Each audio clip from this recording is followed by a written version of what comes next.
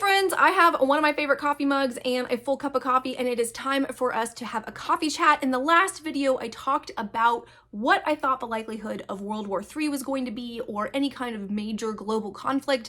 But a lot of you asked, what are my thoughts on an American civil conflict? Do I believe that we are heading into a second American Civil War, and what my thoughts are and how I'm preparing for that? So I am going to be jumping into a second coffee chat. I don't normally do 2 of these a month, but this month is exceptional. So let's jump right in and talk about whether or not I think we should be preparing for a second American Civil War. If you're new here, hi, my name is Brecky, and this is Sustainable Prepping, where we empower through preparedness. And today we are jumping into that hot button issue on whether or not I think we're going to be seeing a second American Civil War. Now, before I get started, just like I said in my video on whether or not I thought there was going to be World War III, I want to say this. I am not a foreign policy expert. I am not a national policy expert. I am an armchair political observer, okay? I'm not in politics. I'm not serving in elected politics. I've never served in elected politics, but I do follow the news and I do listen to several different kinds of commentary, and these are my thoughts. Take them as you will. Okay, let's jump right in. Now, the first thing I want to say as we jump into this conversation is that I do not, 100%, do not believe that we're going to be having a full-scale American Civil War. We are not going to have a second war between the states. I don't believe that is what's going to happen at all. That is not even on my bingo card of potentialities. It's not on my list of 100 things to worry about. It is so far out of my zone of reality that I'm not even worrying about that. Is it possible? Sure. Anything is possible. Space aliens could land tomorrow, okay? But that's about as likely as a full-scale war between the states, conflict in the United States right now, okay? That's my belief. But I do think that widespread civil unrest, coordinated or not, is possible. What do I mean when I say widespread civil unrest? And how is that different than an actual civil war? Okay, the first thing I want to say is when we're talking about a civil war and we're talking about a second civil war, we're talking about states seceding from the Union, joining in an alliance, and fighting against the remaining unionized states in an armed conflict between armies. I don't think that's going to happen. Okay, I just do not see that happening at all. But I do see the possibility for different levels of coordinated attack by militant paramilitary groups across the United States. If you are unfamiliar, most states have state militia groups, those that are registered and those that aren't, and most of them are right-wing leaning. And when I say most, I mean well over 90% of them. These are groups that don't believe the government is coming, or they believe that it is their job to have a well-trained militia to take on the government in the belief of a tyrannical rule, per the Second Amendment, so on and so forth. They operate all over the place, but they are primarily active in very red states. When I lived in West Virginia, there were several paramilitary organizations and they would run drills in the woods. It's a big deal. If you're interested, you can certainly look into this on your own. Not all of these are explicitly white nationalist or Christian nationalist, but many of them are and are related to white nationalist and Christian nationalist groups. It is my belief that depending upon how the election goes in the fall, in November of 2024, that we could see an activation, if you will, of these disparate militia groups. Now, these are separate groups, but if they are organized, or even some of them are organized regionally, and they are able to coordinate and act in time, we could see some local regional conflict that flares to life and can become quite violent. I don't think it's going to be a long-term problem as far as destabilizing the entire United States government. I think that the United States military has seen the threat of this kind of far-right authoritarianism and has actually been doing a lot of work to weed out recruits who have these beliefs. But depending upon how the election goes, we could see an activation, if you will, whether coordinated or not, of these paramilitary militia groups. And they could be all across the United States, and they could try to take over things like county courthouses, they could try to hold cities, they could try to take over Capitol buildings and such in order to try to exert dominance and take on the tyrannical powers of the United States government. Now, I'm saying this very calmly, but it's not a very calm thing. I mean, I can say this objectively from where I live because I don't think that that would happen here, but if you are living someplace where this happens, it's very scary. Go ask folks in Oregon when the Lundy Farm guys took over their state legislature. I mean, that was a very scary moment for a lot of folks there, and the risk of violence is high because these militia groups believe in their cause. They're fanatics. They're terrorists. And if you look into any of the research around the FBI's list of domestic terror threats, white nationalist militia groups are among the most populous. They're among the highest risk of domestic terror in the United States. I think that the risk of acts of domestic terror, coordinated or not, amongst these prolific militia groups definitely is something that we should plan for. They might be saying, Brecky, how is this different than a civil war? How is this different, this civil unrest, any different than a civil war? Well, it's my belief that it's going to be different because there is just no way that these domestic terror groups are going to actually have any ability to fight off the American military. Now, it would suck a lot if we have to turn our own troops against their citizenry, right? That's not what the American military is for. It is for protecting us from foreign threats. But if they have to protect us from domestic threats, they will, and I believe that they absolutely will. Will there be defectors? Sure, but is it widespread enough for us to panic? I have enough family and friends in the military that I don't believe so. I believe the chain of command is still strong. I think that the fact that the far right-wing authoritarian leader has been debasing different generals over the last several weeks and debasing men and women who have died in service and has not been showing the military the respect that they deserve and is certainly culturally appropriate, is weakened, actually, the support amongst the majority of the ranks for him because he's not trustworthy. The January 6th insurrections, I think, opened their eyes to a lot of people about how truly fanatical people had become, and folks that were riding the line between becoming full fanatics and staying kind of back in a land of somewhat reality realized that that was not what they wanted. They did not want to burn down the Capitol. They didn't want to see someone crashing through the windows of the halls of Congress. That's not actually what they wanted. That's not how they wanted to enact change. So that gives me some hope, that gives me some confidence that we're not going to see a repeat in the same way.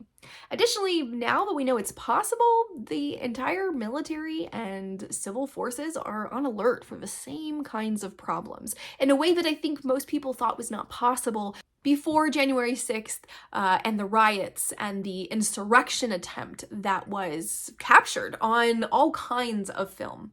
So if I'm kind of summing it up, basically what I want to say is I trust the American military to follow their chain of command, and that their chain of command is going to be loyal to upholding the Constitution, whatever that looks like. I don't think that these disparate militant groups have enough power, firepower, or manpower to take on the American military should they need to be called in.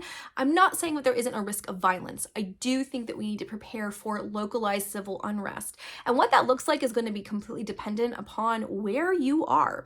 If you're in a pretty blue state, if you are someplace that has had really good political discourse, you've seen really resilient reflection on what's happened over the last 4 years, if you're in an area in which your conservatives have pushed back against a lot of the authoritarian rhetoric coming out of the Trump campaign and the far right side of our political spectrum, then I think that you might be in a place that's fairly resilient and won't be as at risk. If you're in not one of those places, if you're in a place where you know a militia operates, if you are in a place that you know has a very strong faction of ultra MAGA, ultra right-wing kind of Republican type folks, then you might want to be much more on alert and keep your ear to the ground for what is happening with these paramilitary groups. Again, I don't believe a nationwide coordinated effort is underway. I just look at the disarray of the Republican Party, which is currently operating as sort of the legitimate wing of this right-wing push towards authoritarianism, and they can't get their ducks in a row. There are lots of people who are now beginning to grow that backbone and push against authoritarianism. So that makes me hopeful that the paramilitary organizations, again, are also reflecting that same disarray, same different values, same different goals, who's going to be the big leader, right? There's probably too many cooks in the kitchen. Where is their chain of command? I don't think they have that. Again, I also don't think they have the firepower. The United States military is the best military in the world for a reason. Now, it's a hard time fighting insurgencies, and that's another conversation that we can have. And certainly in the United States, we would have an insurgency situation. But if we're talking about armed conflict by armed conflict, the United States can carpet drone bomb any compound that they find if they wanted to. And that is something that anybody in the Second Amendment community needs to realize. It's a different kind of warfare. Your semi-automatic hunting rifle, sportsman rifle, whatever, is not going to take on the might of the United States military. That being said, I don't trust the military implicitly. I mean, there are bad actors in the military, there are bad actors in the government, there are bad actors in anything, right? Name your organization, there are bad actors who will manipulate it to their own ends. But I do believe that the chain of command is strong enough, and I am hopefully optimistic. I am pragmatically optimistic that it will be resilient in the face of being tested yet again. Depending upon where you are, you need to keep your ear to the ground about what these paramilitary groups are doing, and you need to create a contingency plan if your area does erupt in civil unrest or acts of civil violence. The first thing to do is to recognize that you have time now before the election to start preparing for such a thing. I don't think any of these groups are going to do anything until the election is decided. And I think regardless of who wins, whether it's Biden or Trump, we're going to see acts of violence occur. But here are my suggestions if you want to start preparing for civil unrest. The first is to start planning and inventorying. You need to have a plan to shelter in place if that's the safest option, and a plan to evacuate, and know where you're evacuating to and have those routes mapped out. Only you will know what the right answer is, and only you can determine for yourself and your family what the trigger to leave if things are getting hot are. If you know that your area is a hotbed, if you begin to see some things that give you pause, rhetoric gets louder, you start seeing people that aren't supposed to be there, you hear news reports of folks coming in from the outside, you see people doing more open carry, perhaps that there is a trigger embedded in any of that that says, you know what, we're going to take some vacay time, we're going to work remotely, and we're getting out of Dodge because things feel unsafe here. You have to set those triggers up for your family. So have an evacuation plan, have your evacuation and go bags ready to go, have all of that done now. You have about 9 months until the election, so do not hesitate. Do not drag your feet. Do not twiddle your thumbs and say it's not going to happen here. If you're watching this video, it means you have a concern. Act on the concern, okay? So have your evacuation kit and plan ready to go. On the other hand, it might be safer for you to shelter in place. You may not be able to get out. It might be too quick. There might not have been the trigger warnings available, and you have to hunker down and wait for reinforcements to come in and liberate where you are. Let's hope it's not that bad. But again, if we look at Oregon and the Lundy takeover of the civic buildings, it could be. And a lot of these paramilitary organizations are no joke. They have military training. They know how to work as a group, and they have firepower. So you may need to hunker down in your living quarters and try to ride the wave. If that's the case, you need to be able to stay home for at least 2 to 4 weeks. All right. A lot of preppers will tell you to have a year's worth of food. Yeah, sure. Great. That's a great goal. You're not going to get there in 9 months unless you're crazy wealthy. I'm not. So let's plan for 2 to 4 weeks of water, food, toiletries, sanitation products, medication, including your absolutely essential meds. And you might need to work with your doctor on this, some cash on hand in case you need it. And, some plans for how to defend your home. They don't always require firearms, y'all. There's lots of ways to make your home inhospitable without needing to have firearms if that's not something you're comfortable with.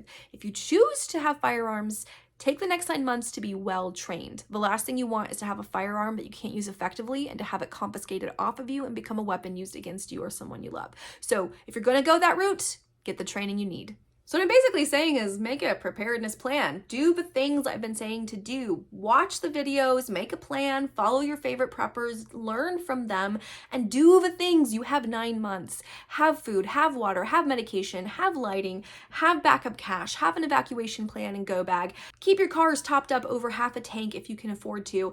Do those things. so that if something happens, you can either shelter in place or get out of Dodge as quickly and efficiently as possible. If you're planning to shelter in place, maybe make a plan with your neighbors. You could even do this in the guise of a general disaster plan, and that general disaster plan can serve you if the disaster is civil unrest. Make a plan for if a hurricane or a tornado hits. Do you have a neighborhood watch? Do you have a phone tree? Do you have somebody who's going to check on the 3 elderly neighbors in your complex? Think about all of that. And if you put those plans in place for a natural disaster, they'll still serve you in the event of civil unrest. You don't have to start with, hey, I think there's going to be a civil war, let's make a plan. You can start with, storm season is a little frightening. Why don't we plan as a community to think through that? And then those relationships, those conversations are happening well before the election. You might get to feel out who would be a safe neighbor to work with and maybe who isn't.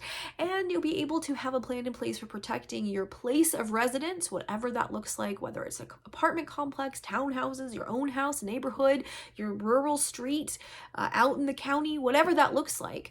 You can have those conversations with your neighbors, know who might be amenable, and maybe have an active plan in place for the very least a phone tree and a neighbor check-in for the elderly or the infirm so that you know you're not leaving vulnerable people behind if you can help it. Now listen, this ended up being kind of a longer coffee chat. I try to make these shorter and sweeter, but I do think that civil unrest is way more likely than a international global conflict that has American boots on the ground. At this particular moment, I just don't see World War III happening, but I do see some kind of coordinated or not civil unrest, particularly in response to the 2024 election. So now it's time for you, my friends, to tell me down in the comments, are you preparing for American Civil War 2.0? Are you looking at civil unrest and are you preparing for it? And if so, how? How are you preparing for potential civil unrest? I think that anybody who's paying attention knows that civil unrest is very likely no matter how the election goes. I think that how widespread and coordinated that civil unrest is the key and the linchpin. How coordinated are these disparate paramilitary groups going to become in the next 9 months? And that will be kind of what you need to keep an ear to the ground about. I'd love to know what you're doing to prepare. I'd love to know your thoughts on this, of course, and as on all my videos. Now, if you want to make your own plan, if this has gotten you motivated and you want to start your preparedness plan, here is a video on how to prepare. The most simple way is how to build a plan from the most simple parts. You can watch this video here and get started on your preparedness journey. Friends, I hope you're all doing really well. I hope that you are inspired and not scared, that you are empowered through your preparedness. And until the next video, y'all, happy prepping.